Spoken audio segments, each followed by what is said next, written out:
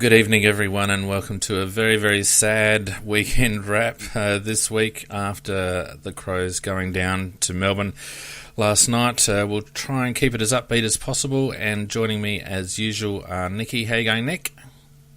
Well, let's hope my voice holds out because I spent a lot of time yelling at umpires last night. Let's hope. And Macca, how you doing, Macca? Yeah, doing good. Better than the Crows. Evening to everyone in the chat, DSG and Mark and Sloan. How you going? We will rip right into the scores roundup.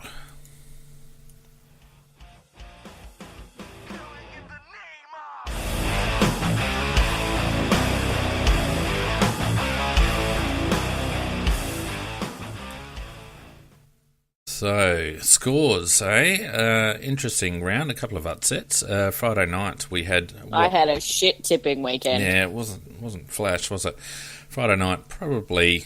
I don't reckon it was an upset, but many people would have picked Sydney. But Essendon getting up far too strong in the end, 109-66 at Etihad Stadium. Essendon, outside chance for the 8 at this stage, the way they're playing.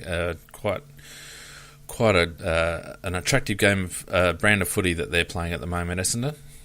Yeah, and basically they take the game on and they've got a lot of pace. And it's one thing we lack in our side is pace, and with Essendon, pace is king, and they Sydney just couldn't hold them out. And to me, it wasn't a surprise. As I was talking about during the week, Sydney's got a very poor midfield at the moment in the sense that it's got two very good players and not much else to back it up. And as we talked about, they're just slow. Yes, they are. I don't think they'll make the finals. They've dropped out on percentage, and I don't think they'll get back in, to be honest with you. Yeah, I agree. Richmond and Collingwood played out a very entertaining match on Saturday. Richmond getting up with a strong final quarter, 105-77 in the end at the G. Richmond now a game clear on top of the ladder, and Collingwood not doing their finals or their premiership aspirations or credentials, I should say, any harm, I don't think. It was a pretty decent performance. A quality effort by Collingwood. They had the situation with shortness in their rotations because of injury, and once again, poor Scharenberg, he can't take a trick, the poor lad. Poor bugger. He's a very, very talented footballer, and yet he just can't get a run at it. And has that ACL been confirmed yet, or tomorrow? I think it'll be tomorrow, but I think it'll be almost certain that it will be an ACL. Yeah, I think he knew. Just the way he grabbed at it straight away. Didn't he? Oh, yeah. Well, yeah, Buckley was almost in tears in the post-match presser talking about it. I think they all feel for him. I mean, it's what, his third now? Yeah, this will be his third one, yeah. And that's just horrible. Nice to see, though, that Buckley's starting to grow the beard back, because I think that's actually their good luck charm. They said he went better with it, yeah. Yeah, they go better when he grows his beard. I actually think he looks better with a beard. It was just, I really enjoyed watching it, except for the free kicks that was so one-sided to Richmond again. That they have a completely different set of rules that they can play to than their opposition does, and it's quite unfair. And I think if Howe had have still been on, Collingwood would have really given them a push. But I think the main instigator was, and the commentators actually got it right, was it was always those middle sections. As soon as Nankervis went off, Grundy and Cox had a really good game. Yeah, he's improved a lot. Yeah, and his ruck work was really good. That's what got them back in there. So, well, they might be a bit of a trying for the cakewalk. They had to go out, and he's a big part of their makeup. They've got a couple of key injuries at the moment, so if they can get fit come finals time, they will push a lot of teams, and they will push Richmond at the G. It certainly negates the home ground advantage, that's for sure. And I also agree with Nicky. I do think they get a very good run with umps. Oh, it's just they got one of their goals they got in the first quarter or whatever. And they were talking about the Smalls pressure and everything else. See how they got the holding of the ball. He's grabbed him over the shoulder to start off with. I remember it. It's high tackle. The tackle has to be legal. It doesn't matter if he's broken another tackle beforehand. That tackle must be legal. And it wasn't. And they kept showing replays, and not one commentator picked it up and said, oh, what a great tackle it was. Dude, no. Anyway, also Saturday afternoon, Geelong getting up over Brisbane. Not unexpected. Brisbane have had a pretty good run, but I reckon they might just start running out of puff, particularly with away games like that. Geelong getting up in the end 120-78. I didn't actually watch that game. Didn't see much of it, but in the little bit that I did see of it, Geelong just a little bit too good. Taylor, Hawkins with another bag of 7, and it's interesting, and of all people, Sam Newman picked it up on Thursday night, that Geelong have gone to this faster movement of the ball, and all of a sudden they're able to isolate Hawkins one out. Tom Hawkins, and he's kicked a couple of bags. So interesting to see whether Geelong have just rolled the dice a little bit on their game plan, and whether they think this is their only chance to go deep in September. The interesting thing also about Geelong is since Abbott's come in, it's really ruined Dangerfield's game. The Dangerfield was a dominant player last year, Brownlow medalist, and this year, he was just an also-ran in the game against the Brisbane Lions, and he's had several games like that this year, that he's just one of the lesser players in the team.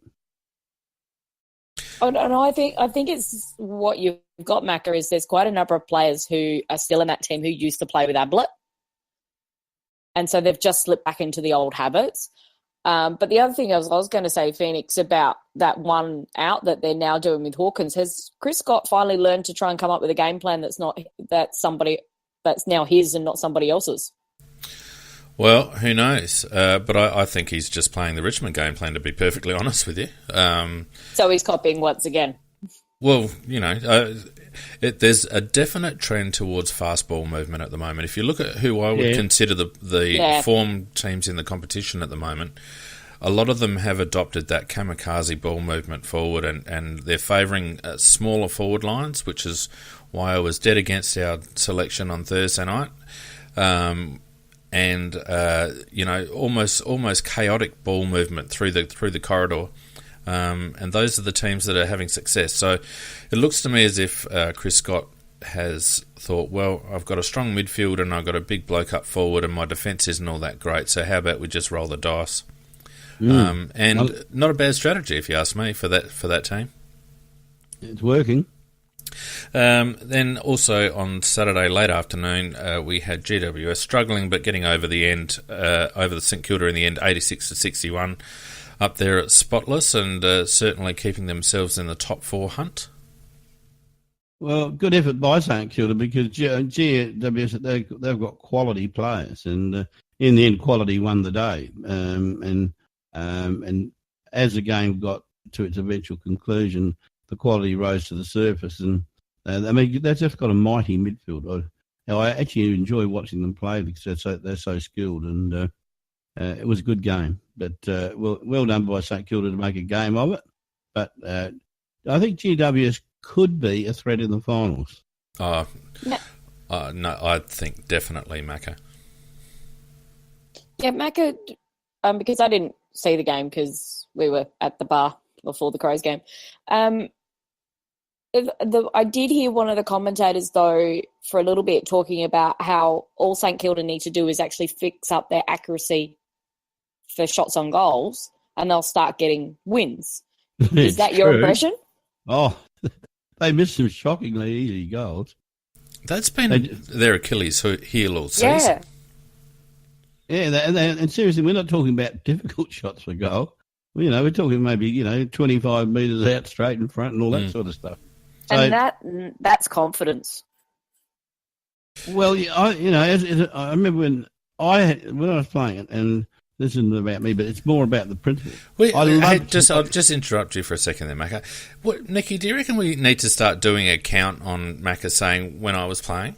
Because it's becoming more prevalent of late. Well, the point I was trying to make was not about that. It was the fact that I loved kicking a goal, and I was a good set shot for goal. Yeah. And I think you have to want to kick a goal. rather than the blokes that miss are the ones that line it up and think, oh, geez, I hope I don't miss this. You have to think, you beauty, I'm going to kick a goal. Well, Macca, remember earlier in the year I made a statement regarding not missing from 30 metres out, I don't know how many times in a row or whatever, and I haven't fulfilled that challenge yet because I've had Achilles tendonitis, but I will do it before the end of the season, and I might even drag you out and you can do it as well because it's bloody shit easy, and I don't know how they bloody miss. Anyway. I can do it as long as you let me do it from 15 metres out. Yeah, that's fine, Nick. You can do it 15 because that's my metres distance. Yeah, it's still better than bloody Tommy Lynch. But anyway, we'll get to that one. Carlton with the upset of the round this week, albeit against a team only one above them. They certainly, Gold Coast, coming off a really good win last week, wasted it by going down to Carlton 79 to Gold Coast 44. Gold Coast keeping their wooden spoon hopes well and truly alive if Carlton keep that sort of form up. I can't believe it. I mean, seriously, I can't believe that result because Gold Coast, they knocked off Sydney last week on Sydney's home deck, and then at home they lose to a team that is the laughing stock of the competition. So well done to Carlton for winning the game, but great big heaps of shit on Gold Coast for losing. Yeah. Or does that actually say something a bit more about Sydney? Well, it says a lot about Sydney and, as a byproduct of it, Nicky. I agree with you. But by the same token, it also makes you wonder, are Gold Coast trying to out-tank Carlton? No, I think that Gold Coast win last week was a bit situational. I think they got on a bit of a roll. I think the game suited them and they haven't got a bad midfield either, and Sydney's midfield, as we've spoken about, are just going. And Gold Coast got some tall timber that can get out from underneath you and do some damage. So I think you're right, Macca. I think it says more about Sydney's form line than anything else. Oh, it does. It says badly about Sydney. Yeah. Then today we had North Melbourne getting up somewhat surprisingly over West Coast and certainly keeping their finals hopes alive, just showing how difficult it is to win down there at Blundstone, and West Coast with a couple of very key last-minute outs as well. North Melbourne 81-41. Anyone see that one? Yeah, it's all a bit. I actually ended up stopped watching. North Melbourne like to win ugly, and they did win ugly. They're not a great team to watch. I don't even get a lot of enjoyment out of watching them. Who were the outs? Because I was on my Kennedy was one, I think. Yeah, Kennedy. See, I tipped West Coast, and if I knew that, I would have bloody changed my tip. Yeah. Hawthorn having a very solid win over Fremantle away at Optus Stadium. Hawthorn 1-1-2 to Fremantle 53. So Fremantle, I think, looking for the finishing line too. No, after watching the Bulldogs and Port, I was all done. I could be blowed watching that. Yeah. And the Power getting up over a disappointing Western Bulldogs out there at Ballarat late this afternoon. Who'd want to be playing a late Sunday afternoon game at bloody Ballarat? In fairness to the players out there, at the time they were playing, the apparent temperature was as low as minus 5.2 degrees. Well, and you wait until we play GWS in a couple of weeks in Canberra on a Saturday night. Oh, that brings back memories of when I lived there and played footy myself. That was not fun. Who the bloody hell scheduled that game? I mean, they actually... we know who did. Port Adelaide had a microwave oven and they had heat packs which they were heating up to give to the players as they come off. And Sam Powell-Pepper's putting a cap on his head when he comes off. They were freezing. And it's ridiculous. And it was, it was a very, very poor quality game. And Port just won it with their overall intensity and ran away with it at the end. Yeah, I agree. So after they've been called a bunch of whingers. Well, they still are. So that leaves us with an interesting ladder. Still a few teams out of the 8 in the hunt. Richmond, West Coast, Collingwood and Port making up the top 4. A win clear of GWS, Melbourne, Hawthorn and Geelong in the 8, and Sydney just out of the 8, all on 11 wins. North Melbourne and Essendon still in the hunt on 10 wins. Adelaide mathematically still in the hunt, but surely we're done and dusted now on 9 wins and 98%. and then Freo, Bulldogs, St Kilda, Brisbane, Gold Coast, and Carlton rounding out the ladder. And yeah, on that we may as well get straight into the Crows and Dees wrap, I think.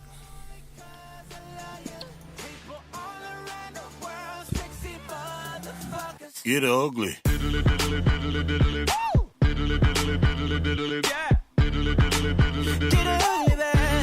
Damn, that's ugly. Yeah, unfortunately, that song applies again today.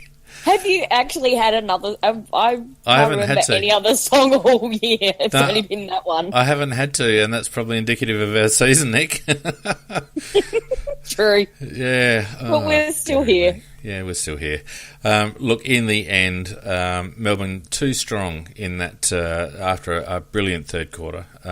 Too strong in the end. 13 goals, 12.90 to Adelaide. 10 goals, 17.77 in front of 45 and a bit thousand cold and wet fans. Look, I've got to say, in the end, not a unsurprising loss, but under the manner in which the match was played, a very disappointing loss, being in it for quite some time and then just basically giving it away in the third quarter and leaving far too much to do in the last, and in the end, falling a couple of goals short and basically putting all but one last nail in our coffin.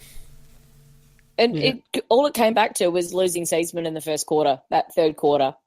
It was that. No, watching them at the ground, Macca, they just could not run. It was like through treacle, and we only got back into it in that last, in a way, because that rain came in. I got pissed off every time they actually started to go down forward. The rain would stop. It was not fair. A lot of factors in the game, Nicky, apart from Seaman, and that is one of the factors. Yeah, but that really did hurt us. But I think it was a complex loss in the sense that was one of the factors. In that first quarter, we dominated play and we wasted the ball, and we missed shots for goal that we should have got, which was another factor. The Eddie Betts still got the yips from set shots, won't take them, and passing off and messing up the opportunities for goal in that first quarter. So that was another factor.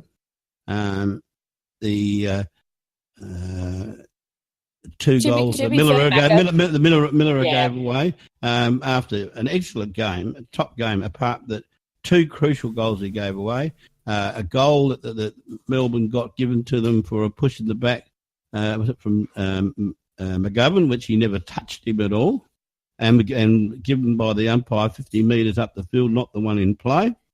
Do we want to talk about... Yes, Devic, do we want to talk about Greenwood? Absolutely superb contested mark. Uses his body in the side. Yeah. But Gawn, being Gawn, fakes for the free kick, and the umpire in the middle calls it, and the one that actually had the perfect view of it had called play on at the time.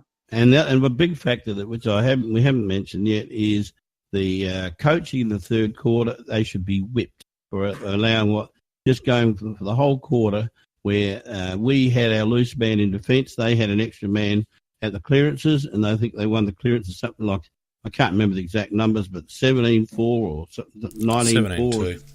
17-2. And, I mean, a thrashing, and which meant the ball's only going to go in one bloody direction. And we did Neil Craig, Pikey did, and just stuck to that bloody losing formula. And I thought an atrocious bit of coaching. Yeah, I can't disagree with you, Mako. There was some perplexing things. That one in particular, letting them having an extra around the contest. And it was Clayton Oliver that absolutely destroyed us. He doesn't use the ball terribly well, but Jesus Christ, he just kept getting it in that third quarter. And I was just waiting for them to put a hard tag on him, and they never did. They never did. No. And they did a bit in the first half, but not so much in the second half. Well, what we were doing was like when I talked about Geelong, we were doing that pressuring around quite well. And because they couldn't run in the third, they couldn't create that pressure, which is why they were getting out so easily. But those first two quarters, though, I thought we played superbly well against Gawn.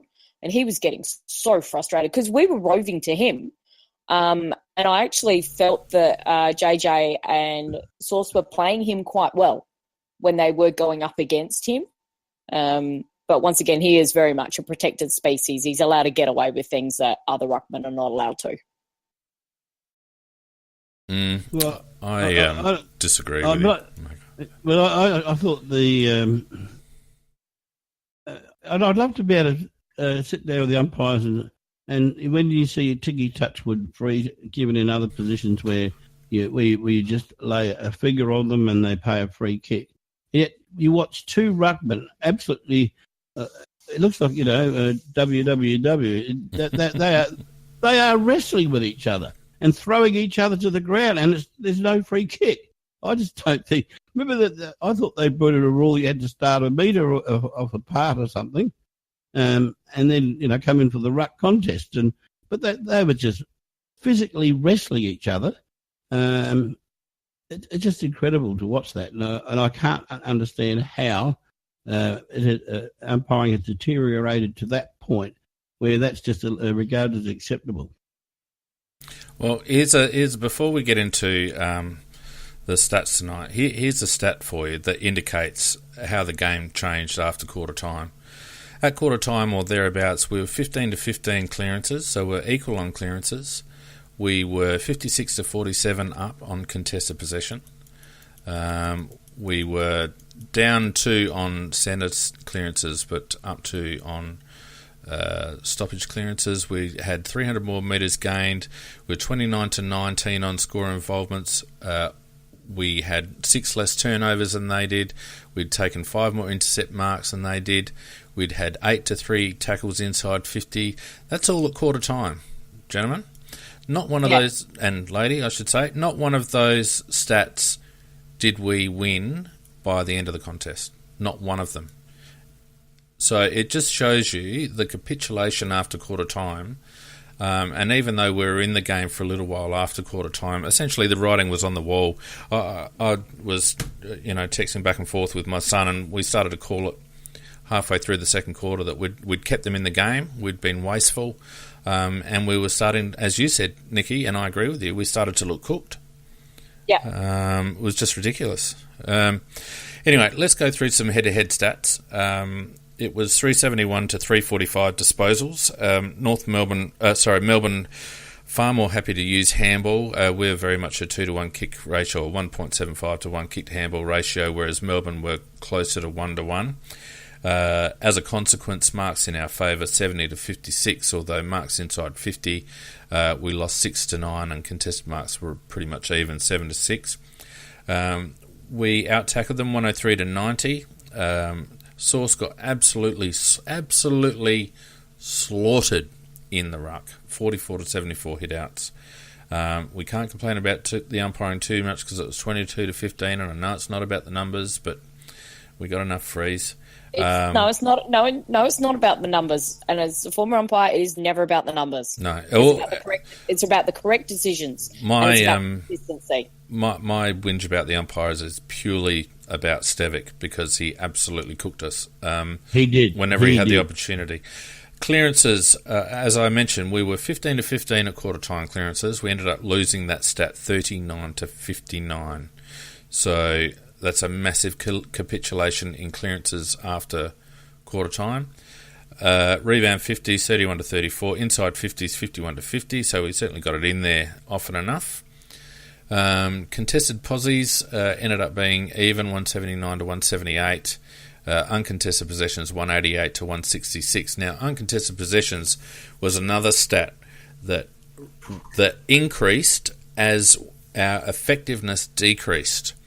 So I'll go through a couple of key stats in a minute, but uncontested possessions, we were tracking pretty much 1-to-1 with Melbourne through that first quarter, and then as they started to work into the game, that stat started to skyrocket in our favour, and what that indicates to me is that we just weren't prepared to take risks. We weren't prepared to take chances. But also, those stats that you were just saying confirm what I was saying about what we were doing by playing a loose man in defence. That's where we picked up a lot of our uncontested possessions. Yep. But they were doing it. They were winning the clearances because we were one short there. and therefore means that it's only going to be one team attacking. And to me, Macca, it's lazy football because we decided not to hunt the ball around the contest, and instead we tried to get them on the turnover. Melbourne turned it over 90 to our 69.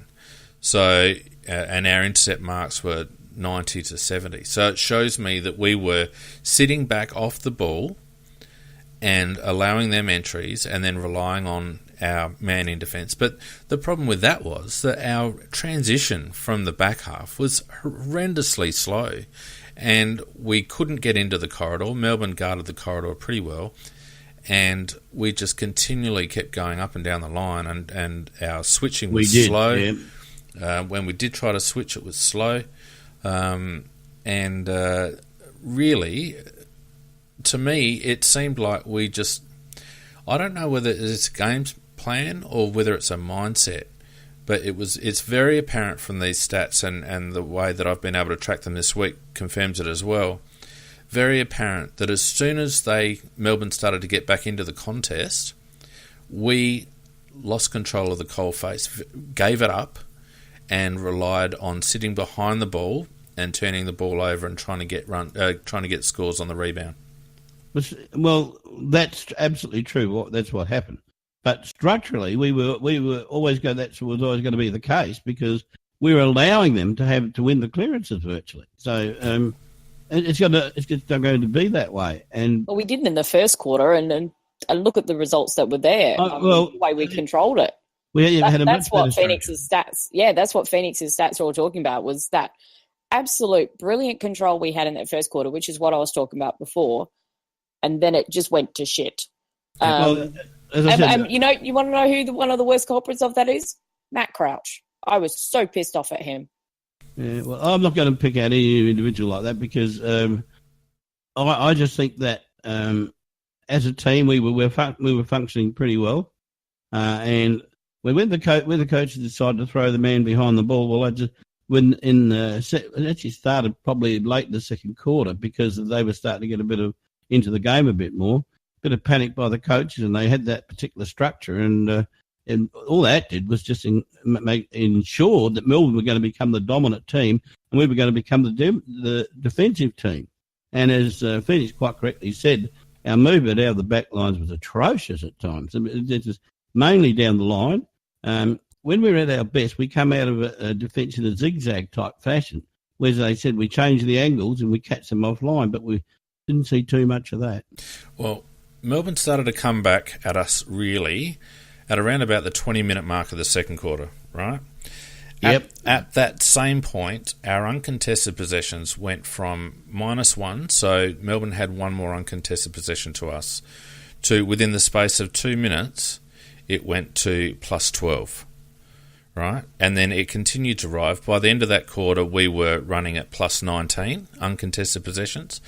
Mm-hmm. At the same time, our contested possessions went from +9 to +4, and early in the third quarter it went into the negative territory. Sauce's hit-outs started to wane. He'd been holding his own. I mean, Gawn had an advantage. I think we were sitting at -10 hit-outs halfway through the second quarter. By the end of the game, we were -30. There's a definite pattern if you track the stats throughout the game, that all the pressure stats go down from halfway through the second quarter, and all the uncontested stats go up substantially after halfway through the second quarter, and it tracks almost exactly the same as the scoreline, almost exactly. Now that's either tactics from the coach, as you say, Macca, or it's a mindset by the players, and my honest opinion is it's a mindset from the players.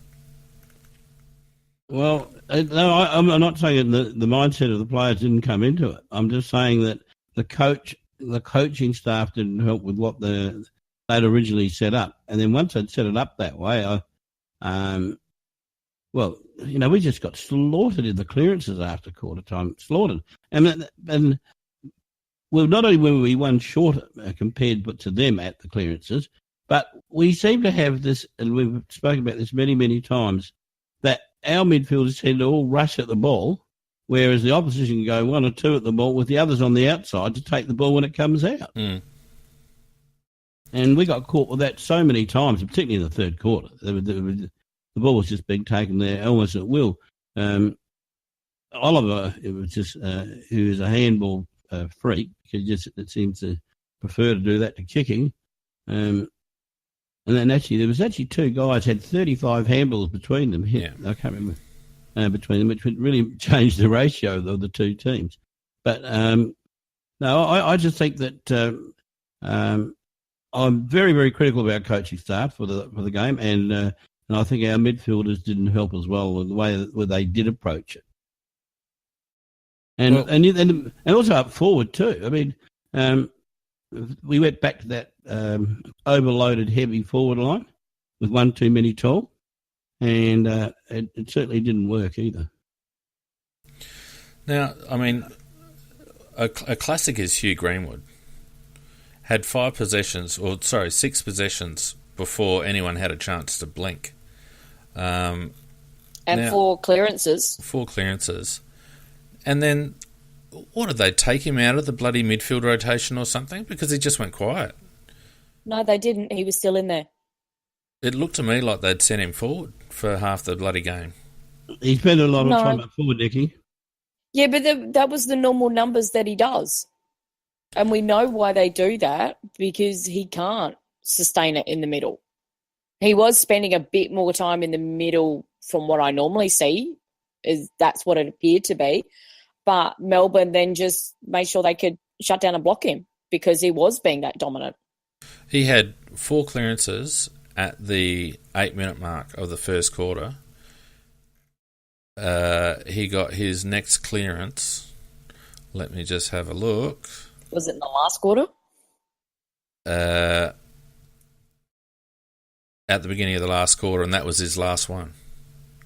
He had no centre clearances and 5 stoppage clearances. He had 4 of those 5 stoppage clearances in the first 10 minutes and got 1 more for the game. Like, how does that happen?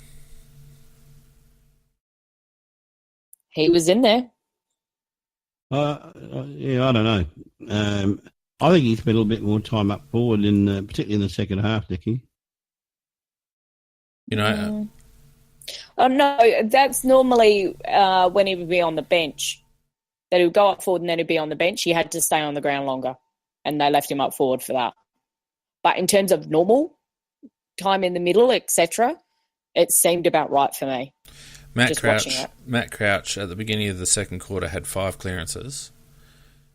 He had 1 in the third quarter, and that was it for him for the rest of the game. No centre clearances, 6 stoppage clearances. So they're our 2 inside ball winners. They did nothing basically after quarter time until that last quarter when we were pushing to win. They're our 2 main midfielders. You know, what's going? Is that coaching? Is that positioning? What is it? It's a combination of many things, isn't it? It's partly the coaching, but it's also them as well, of course. Rory Sloane, two clearances, both stoppage clearances in the first quarter.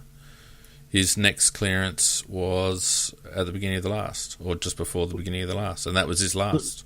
Well, Roy was very, very heavily tagged, of course. And, it doesn't matter, Macca. No, the point I was about to make, once again, he's one of the few players that can't shake off a really heavy tag. You know, he's just signed a 5-year deal as our essentially our marquee player.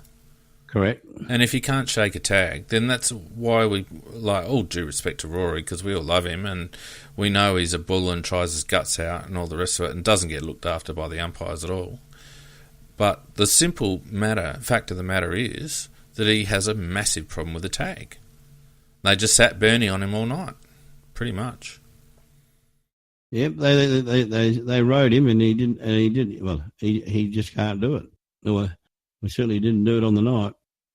Anyway, let's go through some individual stats and then we might delve in a little bit deeper again on some of those. And if anyone's wondering, I was able to track the stats throughout the match last night, which is why we're a little bit more in depth than we normally would be. Look, we had Matty Crouch on 32 touches, 14 and 18, 3 marks, kicked behind, 8 tackles, which is a good stat, 4 inside 50, 7 clearances, 1 rebound 50, 21 contested possessions, only went at 53% disposal efficiency, and only gained us 142 metres in terms of moving the ball forward. So I don't know. I mean, Matty, I'm starting to be a bit more critical in terms of my analysis of Matt Crouch, because for all the numbers he's getting, he's not terribly effective in my opinion. And that's why I was so angry with him last night. Yeah, but he's only one of the midfield, Yeah, but we're dealing with individual performances now, Macca. I know that. The main one in there, Macca. Can I just say something? No. At least he did get it 32 bloody times, and I mean, whether you're very effective or not, if the whole team got it 32 times, you'd win the bloody game. So all I can say is that yes, your criticism of various points there are correct, Phoenix, but he still gets a pass mark in my case, in my book anyhow. For at least he had the effort to get the bloody 32 times. Yeah, well, he had 5 disposals at 20% in the first quarter. He was up to, around the second quarter, he was up around the 14 disposals at 42%. By the end of the third quarter, he was up around the 27 disposals at 51%.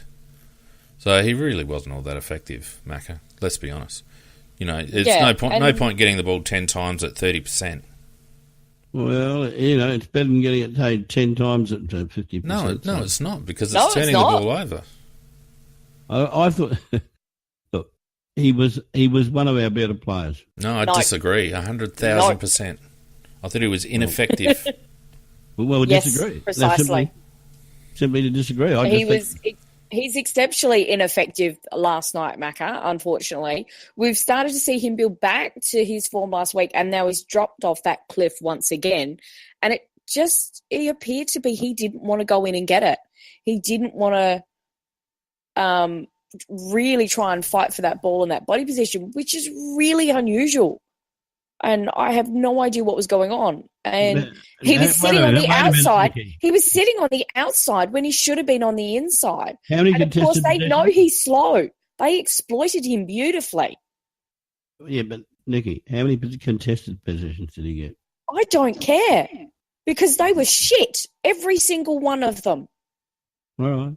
Well, you got your opinion, and I've got mine, and we just about. And I'm not saying he was superb. I'm just saying that at least he gave something towards the game. And if everybody, he didn't. No. He did not. To me, he felt such a liability out there. Jesus. Okay, let's move on.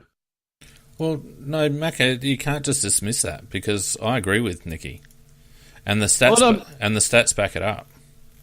What I'm saying is, if you at least got the effort to get the ball 32 times, irrespective of what happened to it after that, at least you've made the effort to get the bloody ball. Well, there's not much of an effort when he's got to make 2 steps. He's right at the contest. Yeah, that's what the his thing. job is. He's right there. He should be getting it quite a bit. It's then what he does with it. And what he did with it was very poor. Very poor. Well, and I see where, BB in chat said nothing touches, and I disagree with that too. The point is, at least you've got to put in effort to get the ball, and at least he's getting that. And okay, not a perfect game by a long, long way. No, I'm not, and I've qualified my comment to that all the way through. But look, if a guy gets 32 possessions, do you think he's had a shit game? Well, I would hate to say what I'm going to say about some of the ones who got about 8 or 9. Because, no, it's nothing to do with possessions. If, Eddie only gets 8 or 9 touches, but he kicks 5 goals, then he's had a good game. But he didn't. No, but he didn't. No, but we're talking about But that's comparatives. that same thing. So an number of touches does not pertain to quality. And this is what I hate about this rise in football fantasy and Supercoach and all that players are getting overrated because of statistics that actually are detrimental to their team winning. It might help you win in fantasy football, but it will not help you do well in an actual team if the quality of those touches are not there. Let's move on. Yeah, we're just going to disagree all night, so let's move on. Well, you've got to be able to use the ball, Mac. I agree with you. And but you've also got to get the bloody thing to use it in the first place. Yeah, but if it's your job to get it, right, then doesn't matter that's an expectation. You still have to get it. But it's an expectation. You can't get a ball by expecting to get it. You have to go and get it. Well, all right. Well, here we go then. Like, who do you reckon's a better player, Matt Crouch or Clayton Oliver? Because Clayton Oliver got it 31 times. He had 14 clearances. He had 25 contested possessions, right, and gained about 60. He gained, which was about team average on the night. He gained nearly 400 metres. Does a heap of nothing handballs. Are you kidding me? He gained nearly 400 metres. We got 140 metres out of Matt Crouch. No, look, I'm not saying he didn't have a good game, but I'm saying a lot of his handballs are still nothing. I saw him kick a lot of the ball forward, to be honest with you, Macca. But anyway, let's move on. Bryce Gibbs. Or actually giving handballs to people on the move. Bryce Gibbs, 15 and 12 for 27. He had 3 marks, kicked a goal, 7 tackles, which was a good stat, 3 inside 50s, 5 clearances, 1 rebound, 50. Had 16 contested possessions, which was up for him, went at 63%, which was certainly team average on the night. Nearly 400 metres gained. He had 4 stoppage and 1 centre clearance, 5 score involvements, and 5 intercept possessions. So overall, I think Bryce's game wasn't too bad. Yeah, that was a better game from him, and that was a very nice goal he kicked. I've got no opinion. No, it doesn't count. No, I was happy. I was happy with his game. Yeah, it's sometimes difficult to understand the role that he's playing, Gibbsy. It's interesting too that all of his he had no clearances in the first half, none. It's not his role. His role is we actually did recruit him to be that outside player. Sorry, no stoppage clearances, no centre clearances, I should say. He wasn't in there that often. He started on the bench. Spent a lot of time up forward time. He did. He did come on and go into the midfield, but that's I think at the time that Greenwood started to become dominant. Yeah. And then he also moved forward a little bit as well, but he was playing a bit more outside. Yeah, well, for someone who was playing up forward, he only had 5 score involvements for the night.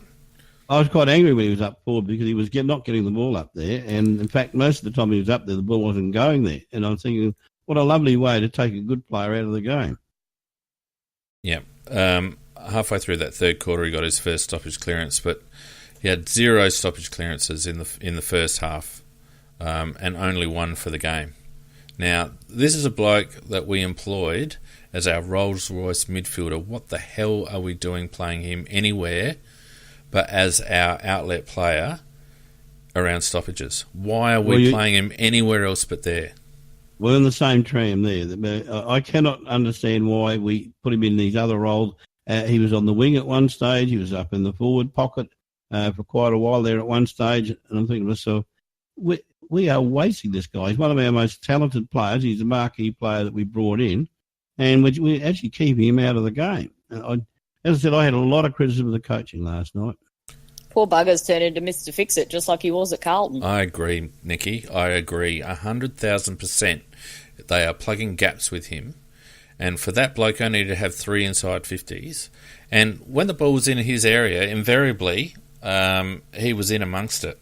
But why are you playing him as a bloody forward? Seriously, it's an absolute waste of money. 3 inside 50s, 1 stoppage clearance for the game. Just, you might as well not play him. You could play Patrick Wilson in that bloody role.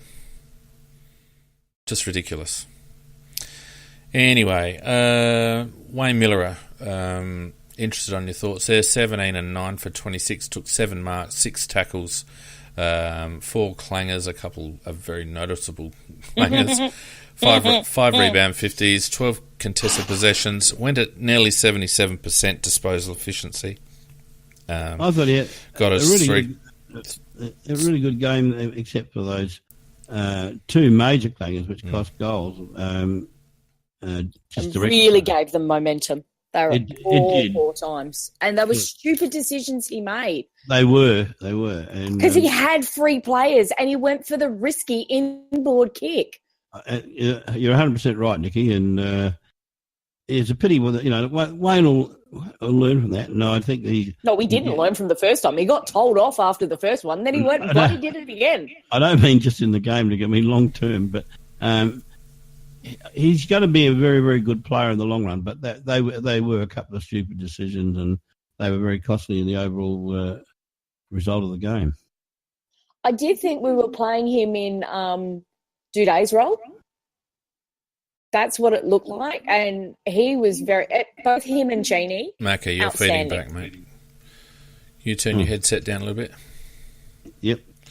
Yeah, you're probably right, Nick. I reckon when Seeds went off, we pushed Miller a little bit higher, because he certainly started to come into the game a lot more once Seedsman went off. His stats in the first quarter weren't all that great. He only had 3 touches in the first quarter, and then kind of exploded in the second, and ended up at half time with 13 and 3. So, he had 13 touches in that second quarter, and 7 marks in that second quarter. So, and they were good marks. Yeah. So certainly when Seed came off, he certainly took on that role, and I thought to be honest with you, one of the best things that I've seen all season is Wayne Miller fend off everyone except Simon Goodwin in the bloody coach's box in that Melbourne team to get himself free. So, he's still a young player, and I'm happy to see him take chances. It was unfortunate that a couple of those ones were pretty major snafus, but we're entrusting a fairly major role, basically our quarterback role, on a 20-year-old kid. And before that, we were entrusting it on a first-year player, Tom Dede.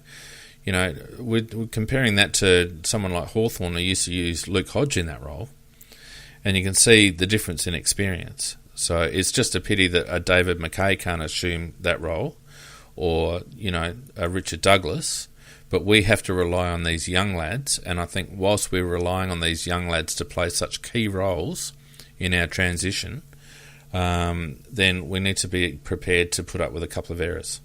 Yeah, there's a key there, though, between Hodge and Miller. First-round draft picks. So there's a lot of talent going on. Yeah, but that's the why, Nick, and I accept the why. But the outcome, the consequence, and the thing that you have to consider is that we're asking an inexperienced kid to play what other teams would consider a pivotal role, which is that quarterback, that distributor role. Seaman's been playing it really well for us this year. We've had Brodie Smith do it for us in the past as well. At the moment, because of our personnel issues, we're entrusting that role on Wayne Miller. And I thought, barring those couple of snafus, he did to me, it was a breakout game for Wayne in terms of taking initiative, taking the game on, taking chances, and showing us a bit of the flair that we saw from him in his draft year. Yeah, I agree with all that, and I think that in spite of those 2 very, very costly errors, and you have to take that with putting a young kid in that role, I thought overall he was one of our better players. Yep. Yeah, I was going to nominate him for the breakout role, even in spite of those absolute clangers, which frustrated the hell out of me. Yep. But it's interesting, when he did those clangers last week against Brisbane, third quarter. This week, third quarter. So it's obviously there's that little lapse in judgment or something. Well, it's under real pressure. I don't think it's necessarily like a judgment. I think it's pressure. As I said, we just don't. The only other bloke that we've got down the back there that can do that is Rory Laird, and he does his fair share of the heavy lifting down the back there. But good on Wayne Miller for getting involved. 26 disposals is by far and away his highest disposal count, I believe. And despite the clangers, basically 77% disposal efficiency on a night where both teams went at around 60. Well, I've been harping on about the coaching, but I thought where Goodwin again, not only did he tag Rory Sloane, but also Laird was in our backline was very heavily tagged as well, and his life was made a lot more difficult than normal as well. So, I think Goodwin is going to be a very, very good coach, or is a very good coach. He really certainly covered some of our key players very well. Mako, I don't disagree, and he's had good raps on him, Simon Goodwin. I don't think we're very hard to coach against, though, to be perfectly honest with you. Do you reckon we're a difficult team to coach against? Not with the lack of reaction. Well, I don't even think we're proactive. I mean, Pikey in his presser said that we were reactive during parts of the game, but I don't feel the coach's box is proactive at all. I don't feel. I think you come up against the Crows, you know what you're going to get, and you know that pretty much if you counter it, you've won the game. There's not a lot of shuffling of the decks going on. Sorry, mate. I'm agreeing with you. I'm saying I was very, very critical of our coaching box for this particular game. I thought Goodwood totally outcoached them. Mm. But then again, that was the same story last year, though, Phoenix, and it's exactly the same story as if you look at going up against Sydney. You know exactly how they're going to play, and going up against Richmond is the quality of being able to stick to that game plan for long periods of time, and we can't do that anymore. Yeah, no, that's true. I think the difference between a Hawthorn or a Geelong of years past is their ability to shuffle their team around. And what I don't see a huge amount from us is shuffling the team around. I was amazed that Mitch McGovern didn't spend more time down back because we were clearly too tall up forward. And over the last few weeks, we've looked quite potent up forward, particularly because we've played smaller. We've had a faster forward 50. We've had a more defensively aggressive forward 50. We've been able to get repeat entries and we've been able to score off them. But last night it was back to the big, tall, lumbering forwards on what turned out to be a wet deck for at least half the night. None of them could take a contested mark. We had blokes running to the same zones, Jenkins and Tex and McGovern all running to the same spots all the time. Yeah. And Lynch basically looking as if someone had chopped his bloody left leg off because he wasn't doing anything. Lynch was on the wing. Yeah, playing very high. Playing Lynch on the wing, so he was playing even higher than normal, and that impacted on Tex because normally it's Tex, Lynchy, and that wingman working together. Well, and see, of course, it just completely mucked it up. This is my problem, Nikki. Why, Tom Lynch is our key conduit player, and yet you play him high on the wing like that, and he looked absolutely lost. He was out of position. He was not involved in transition work at all because he was too high up the ground. Why didn't they play Gallucci off the wing? Did in the last quarter. Yeah, well, and look what happened. We came back. Yeah, I actually would like. I think Gov could play on the wing. Yeah, Gov could play on the wing. We just needed someone to play that position. And Tom Lynch, he's a gut runner, but he's not a fast runner. We need him hitting up the wingman from coming up from half forward. We don't need him at the wing because he's got nowhere to run. He's got no ability then to use his key strength, which is his ability to outrun his opponent, out-gut run his opponent, because he's got no space to work into. So just another one of a bunch of baffling coaching moves in my view. I agree with you, Mac. Rory Laird, 11 and 14 for 25, one mark, kicked a point, 4 tackles, 3 clearances, 3 rebound 50s. He had 11 contested possessions, went at 72%, 3 stoppage clearances, 4 score involvements, got us 264 metres gained and took 8 intercept possessions. What do we think about Rory's game? Yeah, not bad. Yeah, that's correct, Nicky. He did battle because he was given a lot of attention. They realise that he is one of the guys that gets a heap of it of our back line and distributes it out very well. And they really did try to neutralise that. And Roy had to battle to get the ball, whereas a lot of times in the past he's been getting it very easily. So I still thought he played a good game, but nowhere near the dominance that he normally does have. Yeah, I wouldn't disagree with that. I felt like his last quarter was good. I felt like when the game was on the line, he really dug in and got involved. His numbers didn't increase terribly much after three-quarter time, but I just felt like his overall effort lifted another gear around the ball. But you're right. And see, this is how we're predictable. You only have to, there's certain key players you need to shut down, and Rory Laird's one of them. I mean, Melbourne were unlucky that Miller got off the hook, but imagine if Miller hadn't stood up.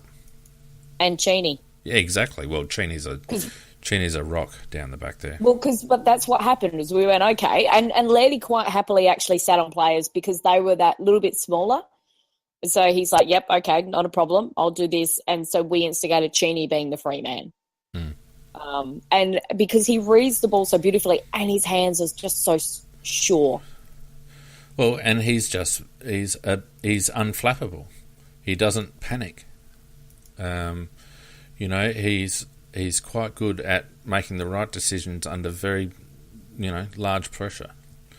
So I like Cheney's game. Tommy Lynch. We had 18 and 4 for 22 possessions, took 7 marks, 2 tackles, 3 inside 50s, 2 rebound 50s, only 4 contested possessions, went at a massive 31.8% disposal efficiency. Which is very low for him too, because normally he's playing up forward as a link man and distributing the ball to the forwards. Yeah, still got his 468 metres gained and had 6 score involvements, but considering that, as you say, Macca, he's that linchpin. I just felt like, because he was so high up the ground, he was operating in reduced space. As I said, he couldn't operate running into that free space, and his DE suffered terribly as a consequence. Like at one stage in the middle of the second quarter, he was down to 22% disposal efficiency on 9 possessions. I had to keep checking he was on the field. Yeah. Because, where is he? And he wasn't in the normal spots that you could see, and he wasn't in the normal spots that a wingman should be in. Well, because he's not a wingman, is he? No. He kind of plays as one, but he runs into that zone. High up. He plays into that. He runs into that zone neck. Yeah, he starts further back. He's got a zone, and then the zone is basically, somewhere between about 40 metres out from goal and maybe as high as the wing, but not playing on the wing going back. So, he was lost. I mean, I think because, and you're right, Phoenix, because he starts that further back, that's how he gets it, because he's not quicker, but he does those repeat leads and creates the space. And because he was too high up, he can't do that. No, There's that's right. too many players in his way. That's right. And I think normally we play him on the same side of the ground that we tend to play our defensive wingman as well. Yeah. And that also, because often he'll start, on the side of the centre square at centre bounces, and we have the actual wingman starting towards the back. But it was quite noticeable that he was right up on the wing for large periods of the game, and as we've pointed out, it didn't bloody work. But also, he looked sluggish again. There are times when Tommy Lynch just looks like he's not 100%. It's quite amazing. Running through treacle. Yeah. Riley Knight, 9 and 13 for 22, had 5 marks, 9 tackles as you'd expect, 5 clearances, 3 rebound 50s, 9 contested possessions, went at 77% disposal efficiency, 4 stoppage clearances, 3 score involvements, and 3 intercept possessions. As I mentioned at the outset, I felt like he was actually more involved than some of our regular midfielders in the midfield rotations. Is that how you guys saw it? Yeah, he definitely was, and he loves a good scrap, and he certainly got involved in plenty of them. I liked his game, actually. Particularly his first half. I thought he was more effective in the first half than the second half. But overall, I thought he had a reasonably good game. And he was minding more than one player. So he was actually a little bit more on Clayton Oliver for a little bit, and then he would go on to Brayshaw. So he was swapping back and forth between them, which was making them a little unsettled.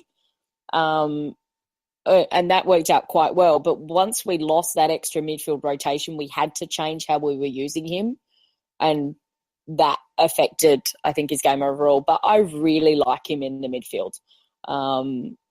He's instinctively, he works well around packs, and he's very good at supplying that secondary pressure, but he does go in and tries to create something as well. You've got a lovely hard which is quite interesting from a tagger, that he wants to be creative and he wants to be proactive as well. He wants to stop, but he then wants to get it himself or try and help us get it. The only comment I'll make about Riley Knight and his involvement in the midfield is that I think his inclusion is the actual reason why we look so unbalanced around stoppage.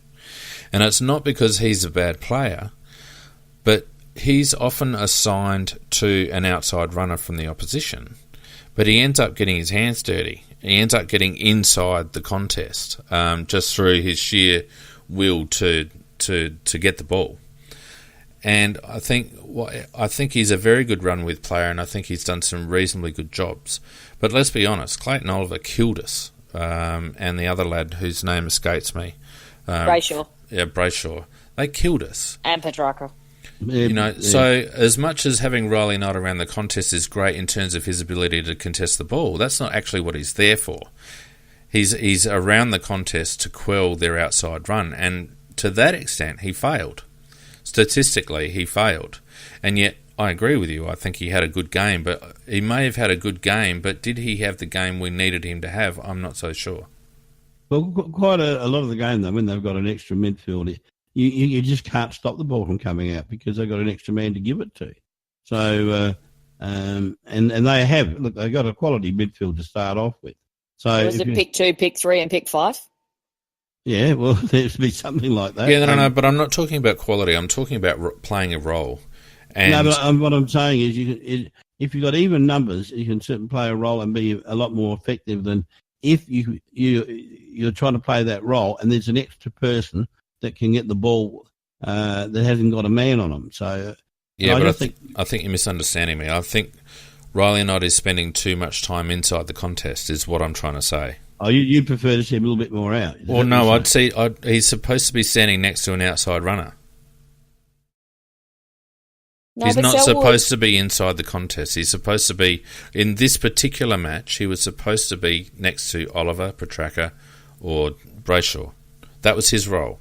He was stopping someone on the outside. And what we found is that often he was... Though. Yeah, but what I'm getting at is that his inclusion in that midfield rotation unbalances us, and I think it contributes to Hugh Greenwood having low numbers. I think it contributes to Matt Crouch's numbers. Those two blokes are our inside players, right? But often, if you have a look at the replay, often the bloke getting up from the bottom of the pack is Riley Knight. Now, Riley Knight, as much as I love his tenacity and his desire to get the ball, he actually shouldn't be there. Brent saying on the chat that Oliver's an inside mid. Well, go and watch the replay, mate, and see how many times he was on the outside getting the receive. Because that's how they used him on Saturday night. I'd say that you're 100% right about Oliver. Oliver did play more outside than inside on the weekend. Yep. Look, I just think that I love Knight there, but I think he's got to actually... they've actually got to work out what role they want him to play. And to be perfectly honest with you, I think he's a more effective inside midfielder in his own right. Whether he's got the engine to run that sort of a game, I'm not sure. Yeah, he's up there. He was only just a bit behind like Gibson and Kelly in the 2K. Yeah. And when they did the repeat one, he's up there again. He actually has a really good tank. I think Riley deserves to be an integral part of our midfield rotations rather than just a stopper. I think having him as just a stopper is not only selling Riley Knight short, but it's also unbalancing our midfield. That's how I saw it. It's hard to argue with that because that's how it was unbalanced. So you might well be right with that. Well, yeah, I was looking for a reason why, and that's the one that seemed to stick out to me, Macca. So, right or wrong, I'm not sure, but that seemed to me to be the one area where it didn't compute. Anyway, Rory Atkins. It seems to make. I'll just say that seems to make a lot of sense to me, Phoenix. Rory Atkins, interested in your thoughts on his game. 16 and 5 for 21, 3 marks. Kick to goal, 6 tackles, 5 inside 50s. 10 contested possessions, only went at 57% efficiency, which was low for him. Had 478 metres gained with 5 turnovers and 6 intercept possessions. How'd you see Rory Atkins? A bit like a bag of licorice, all sorts. You never knew what you're going to get out of it. He did some very, very good things, and he did some very, very ordinary things. So just a mixed performance, I thought. Started off really well, some good pressure, actually got a great tackle, and then goes to poo in the middle, and then kind of when the rest of the team gets a bit of a run on, then he kind of shows up again. So, yeah, a bit like what Macca said. Yeah, had 9 touches in the first dig, but only at 55% and turned it over a couple of times. But I felt like he was getting in amongst it. Yeah, he was. So he was 7 at 2 at quarter time. By half time, he was 10 and 2, so only the 3 touches in the second quarter, and I think that was indicative of our work rate and how the match started to turn in Melbourne's favour. Because the rat fell out of it. And again, in the third, he had, 2 kicks, 3 handballs in the third when they were running riot. I feel like with Atkins, when the run of the play is against us, he doesn't know what to do. So he just does nothing. That's what it seems to me. He doesn't understand the defensive side of the game. He's very good when the run of the play is going our way, and his disposal and his ability to hit up targets is fantastic. But when he's got to be defensively minded, I just don't think he gets that side of the game. Yes and no, Phoenix. On the wing, to be defensively minded, up higher, he doesn't actually know what to do, which is really weird for a wingman. But he is often used as our defensive wingman. He is the one who's the last line, who minds that the goal square. And he reads the ball really well that way. And he often intercepts and stops a goal and gets us going because he's got that nice, beautiful long kick. So it's such a conundrum that he can do that in that instance, but in his actual role as a wingman, to be more defensive, to be more mindful of his player. Yeah, I think that's the key, Nikki. And to be proactive, getting it back, he doesn't know how to do that. What you mentioned just there about being accountable, I think, is the key. Yeah. Yeah, like I think you talk about Rory's ability to get back. Sorry, Matt, go on. I was just going to say that what Nicky's talking about is slightly different than what we were talking about. You're talking about Nicky sitting back there, playing a defensive role when they're clearing the ball to try and stop it from getting past and bring it back in again. But stoppages, he often does it. So when we've got stoppages, etc., in the defensive area.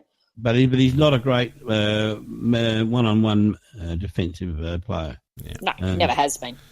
Look, I mean, I don't want to shoot you down, Nick, but Rory's heat map is basically 16% possessions between the arcs and only 3 possessions in the defensive 50.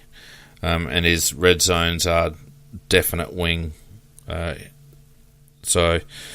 don't disagree with you. He does get back at times, but he certainly didn't. He's positioned there. Yeah, he certainly didn't. He may not get it all the time, but that's where he's positioned. Yeah. So anyway, I mean, I guess that's the criticism on Rory, as it has been all along, is his inability to put any sort of defensive pressure on his opponent or act in any sort of defensive manner when he needs to. To be fair to Rory, though, he has been a bit harder at the ball since he's come back from the SNFL. Still not enough, but he has improved a little bit. Sorry, he doesn't get a green light from me on that one. No, there's too many times. That's why I said little. Yeah, there's too many times I see him sit back when he needs to go. Yep, I agree with that. Anyway, Huey Greenwood, another interesting statistical game from Huey. He absolutely started like a house on fire. just absolutely cutting him up. He had, I think he had the first 4 or 5 clearances of the game, did he? Yeah, something like that. He was very busy early, Yeah, he had 5 possessions in the first 8 minutes of the game. It just really set the tone early, and then disappeared. Only had 1 more possession for the quarter after the 9-minute mark, and it just looked to me like they'd removed him from the game. What was his percentage of the time on ground for the whole game?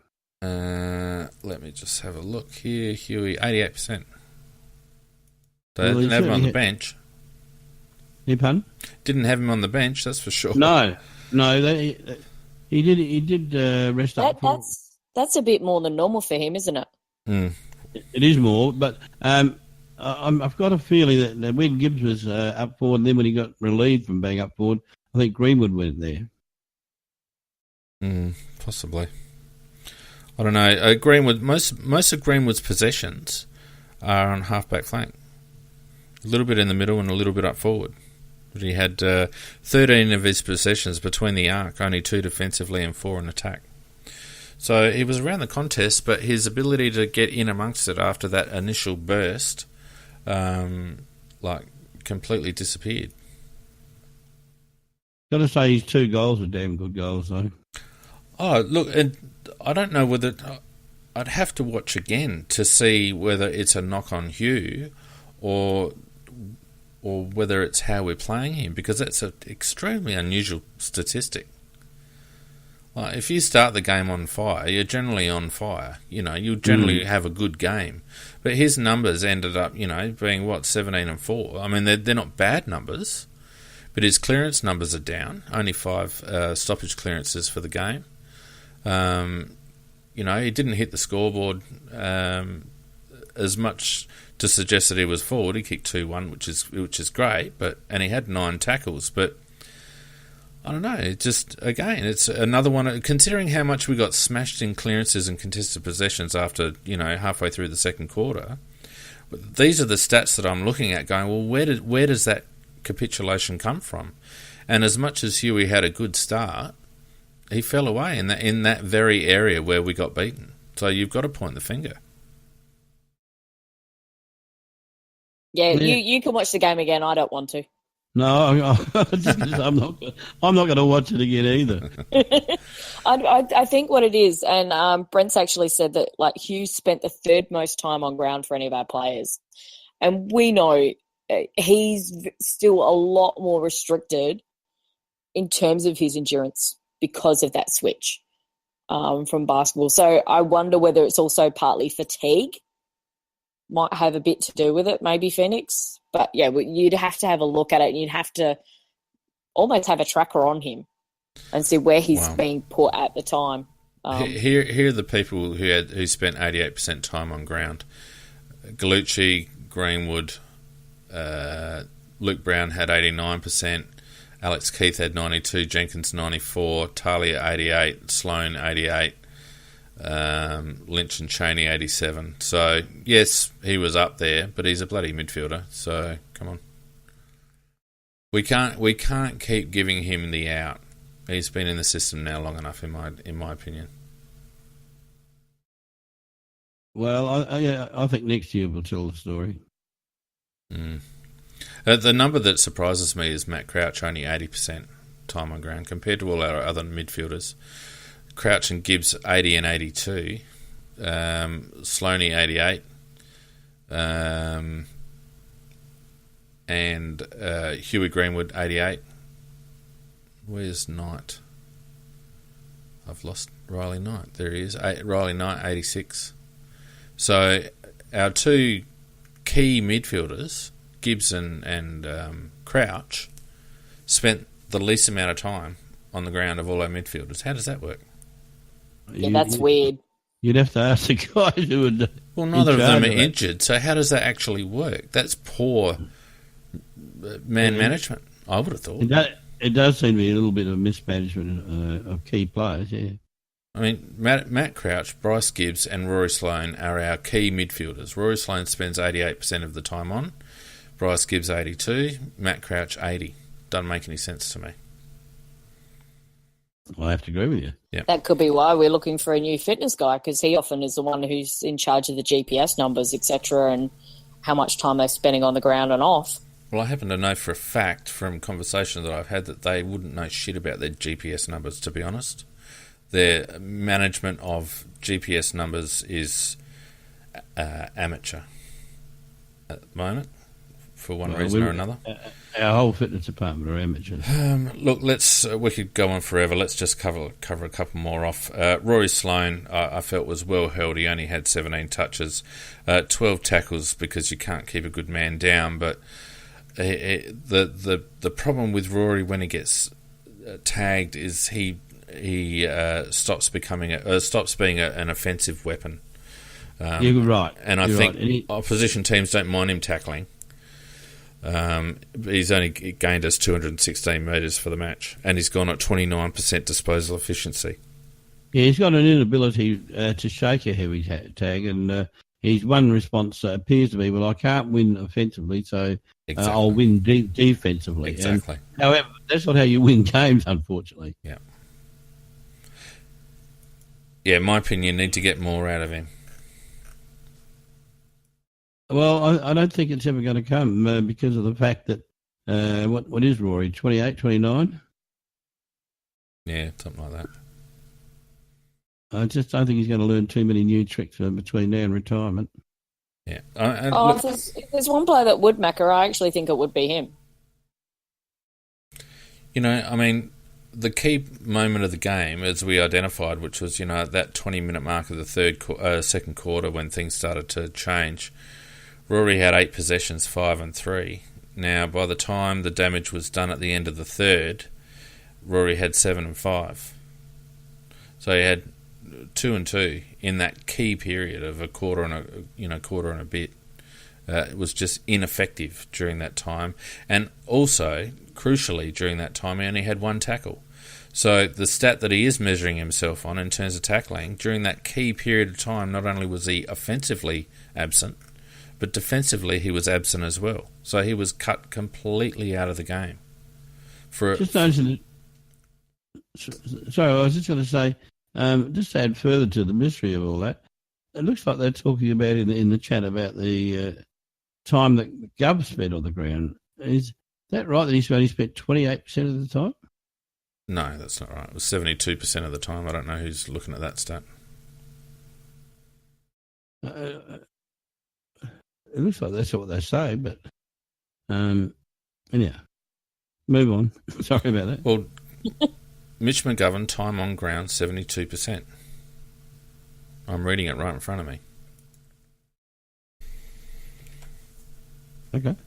So I don't know if you guys can tell me where they got 28% from in the chat, that'd be great, because Footy-Wise telling me 72%. Oh, no, they talk about Sloane's age.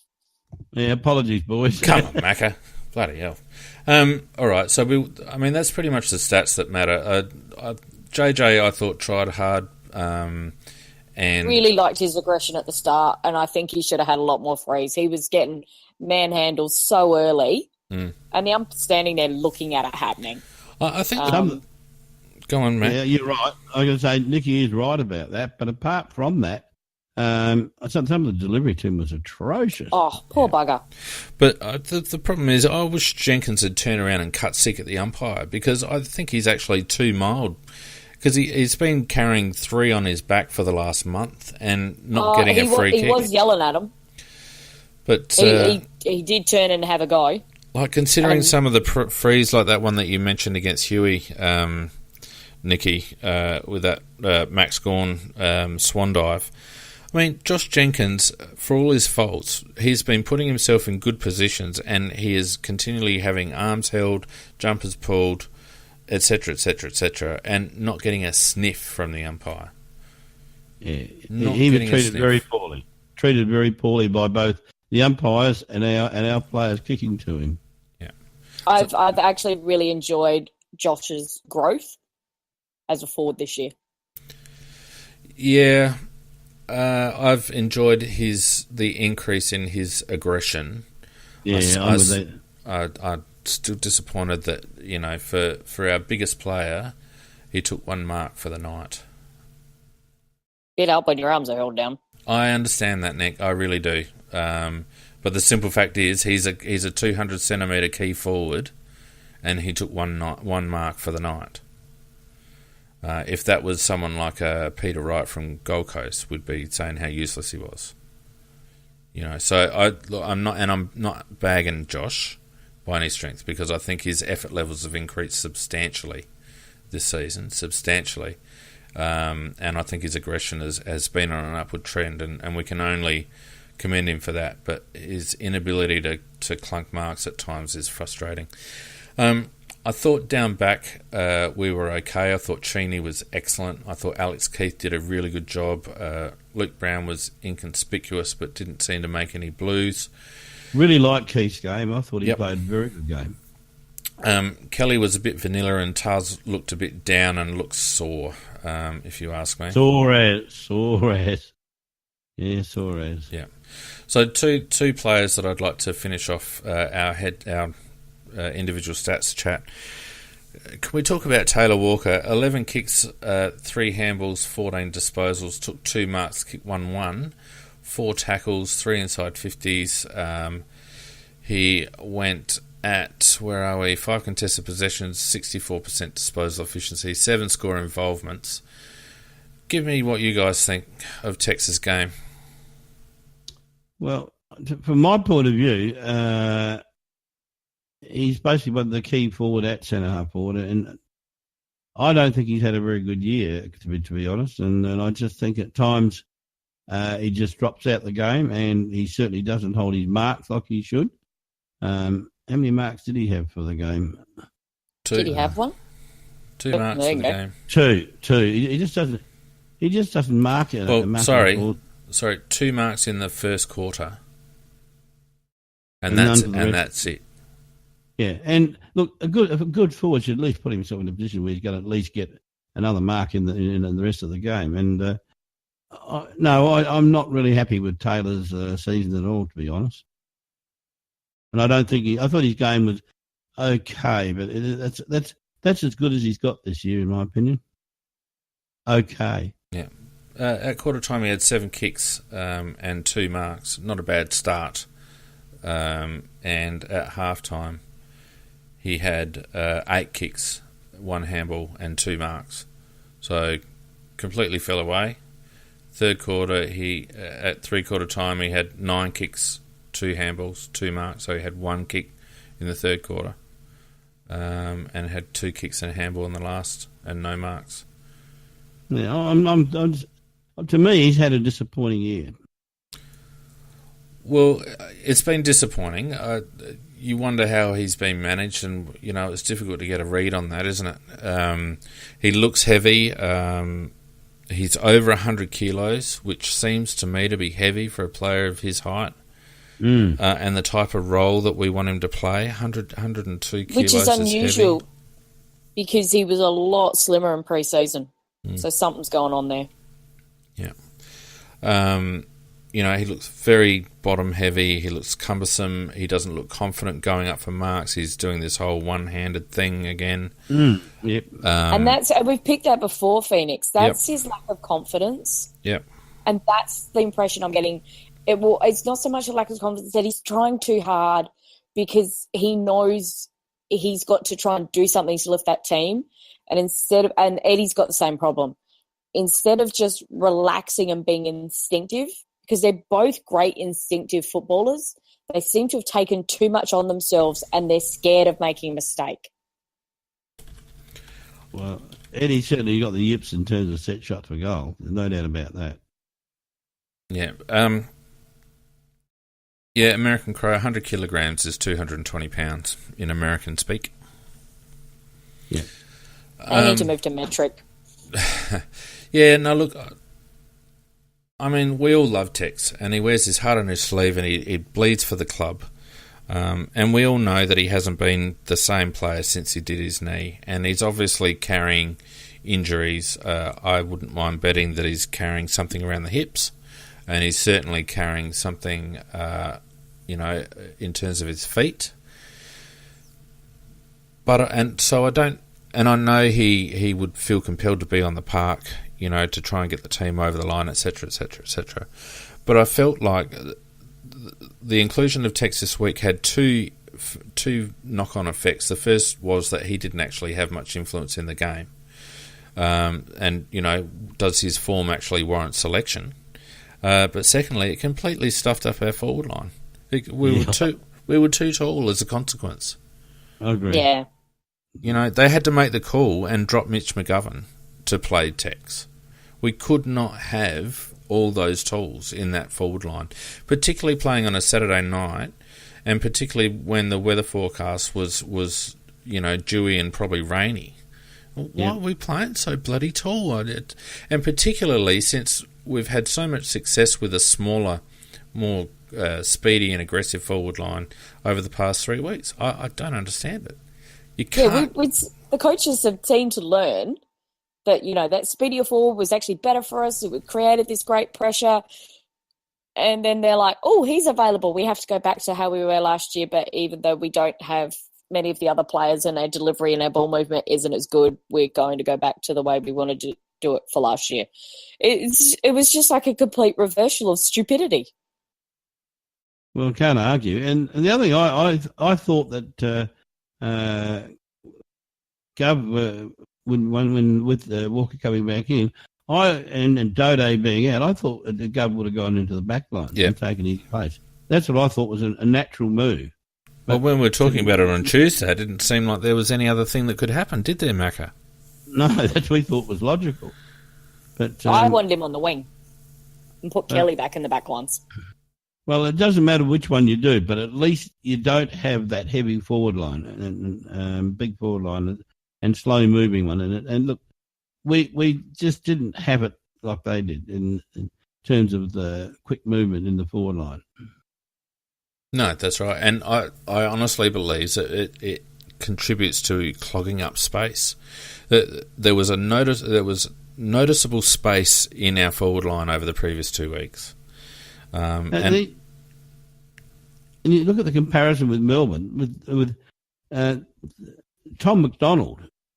Geez, I tell you what, is that bloke mobile for a big bloke? I mean, he's tall, he's big, he's heavy, but gee, he can get a head of speed up. Yeah. Anyway, the last person I want to talk about is Sam Jacobs. 5 kicks and a handball, 6 disposals, took 3 marks, 36 hit-outs.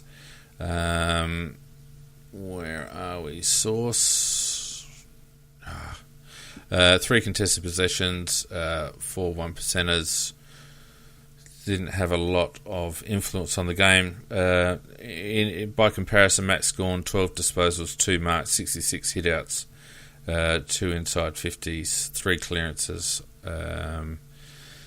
and 7 contested possessions, with 4 intercept possessions, working behind the ball as he's done over the last month or so. It's just chalk and cheese, isn't it? It's just chalk and cheese. Yeah, well, Gord is the number 1 ruckman in the league, and he showed us why he's the number 1 ruckman in the league. These two blokes were level pegging 2 years ago. Well, they're not now. They're not now. Injury and age. Well, if you drew a graph of where they're at, Gorn is on the rise and probably might even be at the peak, not sure. And unfortunately for Source, his graph, the line's going in the other direction. I did like, though, that Source was very much... So we know that Gorn likes to park himself in the defensive area for Melbourne. And so what we did was we sent Source to him. Source actually stayed with him to stop him being that outlet, etc. But it then had that effect of clogging up our space. Yeah. So instead of having all those other tall forwards, we had Source down there as well. Yeah, I did see that. No, it didn't help matters any. Well, it did. It did actually to start off with in that first quarter, Macca, because they were trying to kick out to him or use him, and Source was actually there and he was with him. So whilst his stats are down, yes, this is what I was saying much earlier, was I was happy in that first bit with how Sauce and then when Jenkins actually went on him, how they were actually playing Gordon. We were countering him really well, but they couldn't maintain it. No. Look, I don't know. I don't want to spend too much time on Sauce, but to me, against good ruckman, he's had his pants pulled down every time. Grundy, Max Gawn, who was the other one that we played a couple of weeks ago? Nankervis. He's just getting his pants pulled down, and it makes you think, well, if he's not going to be able to compete with the best, then why do we need to have someone like that? We may as well. I mean, we'd be better. To be honest, we'd be better off rucking Jenkins and having Jenkins run around the ground and taking a few marks and using his pace. At least he's agile. Sauce's liability now. He's not doing enough. Yeah, he's looking a little bit dinosaurish, isn't he? Not doing enough. And Josh also tries to be really proactive. Yeah, well, at least Josh is aggressive, and I think Josh's ruck work has improved sufficiently because look, you put him up against Max Gawn and he's going to get towed up, but Sauce got towed up. So would we be better off playing Josh Jenkins in the ruck and bringing in a Harry Himmelberg into centre half forward, or just playing a smaller forward line? I mean, I think we just have to... I think the point that I'm trying to get at with a couple of these players that I'm highlighting, Tex Walker, Sauce Jacobs, a couple of others, they seem to be automatic selections, and I don't think we can actually have them as automatic selections anymore. Yeah, well, I agree with you, and it'll be interesting to see what they do. I don't know whether there'll be anything revolutionary this year, but next year we can't go with the same structure, that's for sure. No. Anyway, look, let's finish up with our awards and get the hell out of here because we've already been going an hour and a half.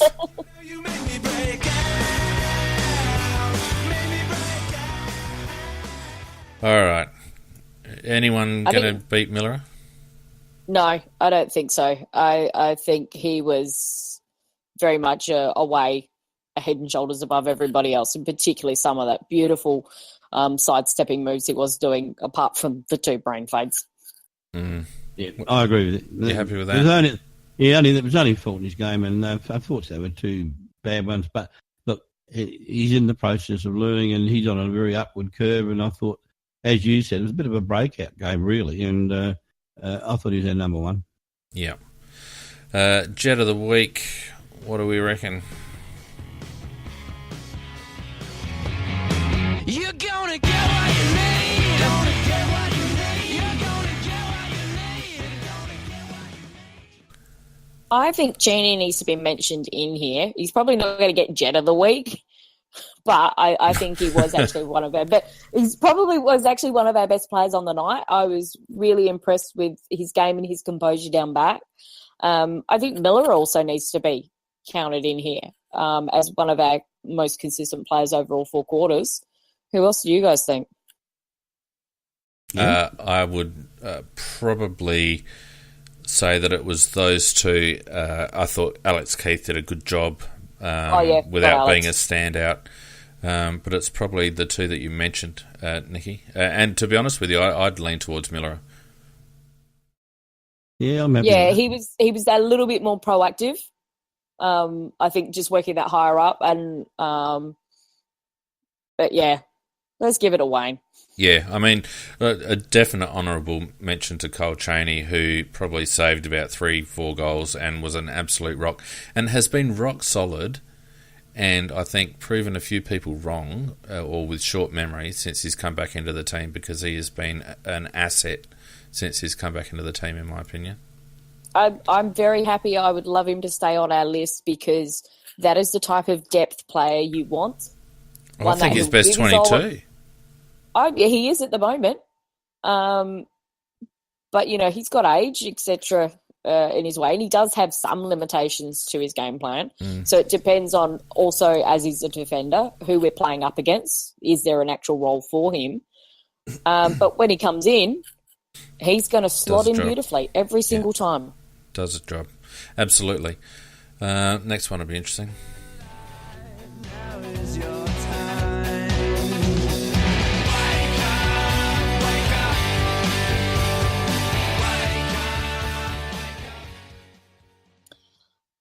I'd Cast like of to give it to thousands. a midfield coach. Left field.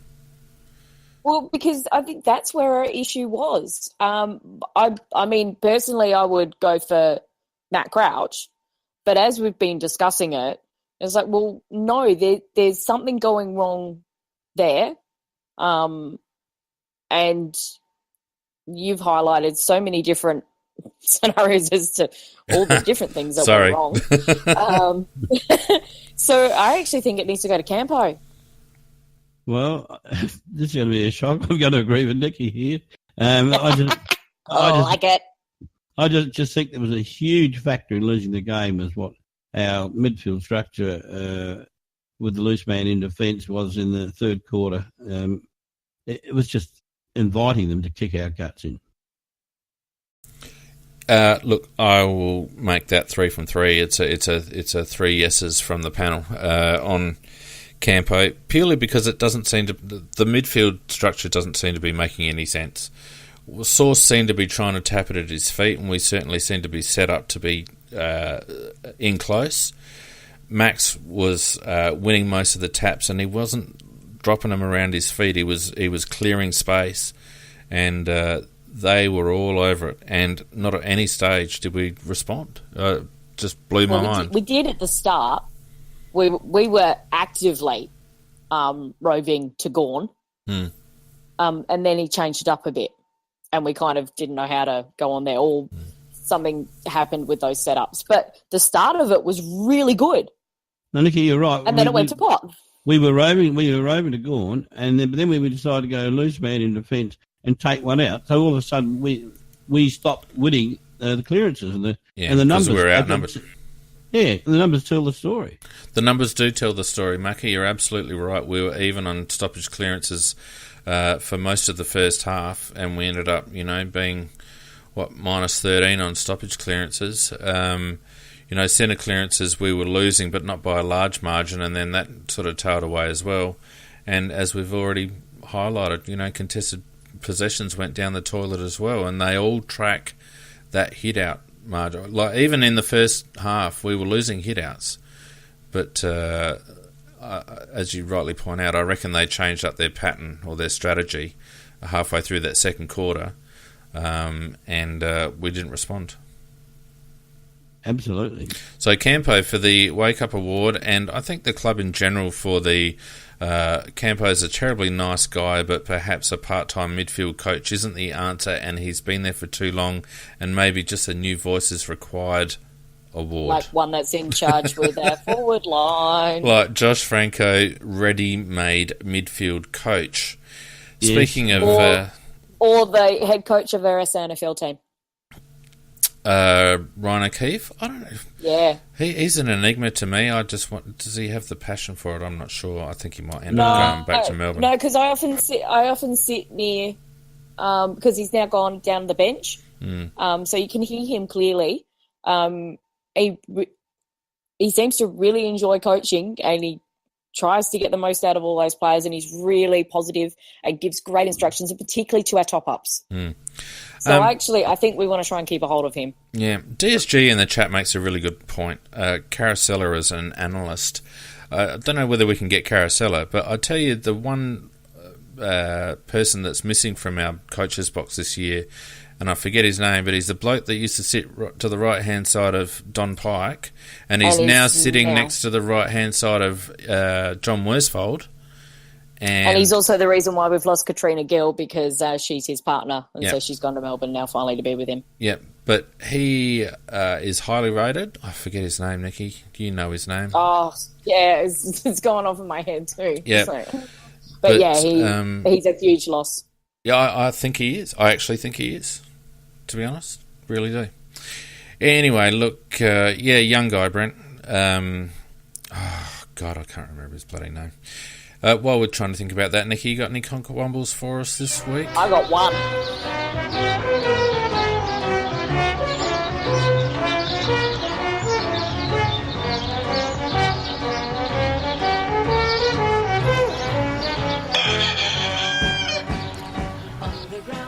Go for it. Oh, actually, no, I've got two. I forgot the the lawyer for Brisbane Lions who just oh God, that was hilarious. Some of the excuses he tried to give for Cutler, and Cutler himself either stating that he can't see somebody who's wearing a white Guernsey who's directly in front of him. So he needs his eyes tested and a few other things, because that was hilarious, their reasoning trying to get out of that. But the ultimate cockwomble, I think that should win the overall one of the year, is the decision from the AFL talking about their stupid freaking zones and all this other stuff, then getting all the journalists to side with them going, oh, this is really good. Oh, yeah, let's test it in season. And the backlash from the fans has meant they've gone, oh, okay, no, we're not going to do that now. Massive Ask us in the first place, and maybe Channel 7, who are kind of pushing this because their ratings are dropping off, they think it's because it's shit football. No. People are no longer watching Channel 7, because your commentators are so shit, we don't want to listen to them. We turn them off. Yeah, we don't want to watch anything that has Brian Taylor on it ever again. That is why your ratings are dropping off. The way you are pushing tabloid sensationalism, we are not interested in it. Yeah. Give us decent commentators and we will go back to watching football. I have not watched AFL 360 once this year. I have no interest in watching it because they don't talk about the things they should do. They very much have an agenda and they toe the AFL's line. I am not interested in that. It is not journalism. No, it's not anymore. And it's an indictment on Glenn Waitley. Yep. Because he's a quality sports journalist and he's just bending over and taking one for the team right now. Yeah, and what is it? I think some of the things he does on SEN, he goes, oh, we're going to talk about this sports movie. Mm-hmm. Really? You can't find anything else in sport to talk about? Mm. Is it Rob Harding? Rob Harding, the Strat coach? Yes, that's Harding. it. Yep. Thanks, people on the chat. Good PI work there. Look, we've gone terribly over time. We went a bit more in depth this week, but given that it was pretty much season over, barring a miracle, probably warranted a bit more chat. So thanks everyone for listening on this extended cast. Thanks so much to the people on the chat who contribute every week to our CrowCast shows. We will be back on Tuesday night with Tuesday Night Live. In the meantime, you can follow us on Facebook and Twitter, AFL CrowCast. Have a look at our website, aflcrowcast.com. Leave us a iTunes review and rating, and we'll see you all on Tuesday night, people. Yep. Good night, all.